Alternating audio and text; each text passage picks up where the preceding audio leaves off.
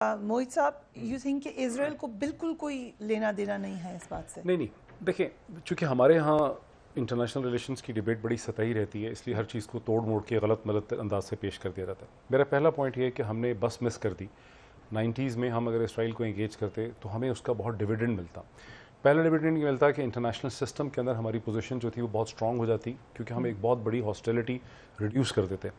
दूसरा डिविडेंड ये मिलता कि हिंदुस्तान ने तल अवीव को इस्तेमाल करके वाशिंगटन में वेस्टर्न वर्ल्ड के अंदर जो छलांग लगाई, because Hindustan squarely non align movement का और कम्युनिस्ट ब्लॉक का मेंबर था। 1950 से लेके 1989-90 तक हिंदुस्तान सोवियत ब्लॉक में था, उसका सारा वेपनरी सोवियत थी, सोवियत ने उनकी मदद की हर जगह।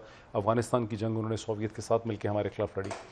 जब वो अकेले रह गए फॉल ऑफ बर्लिन वॉल के बाद, हम वेस्टर्न अलायंस का हिस्सा थे। अब इंडिया को वेस्टर्न अलायंस में घुसना था।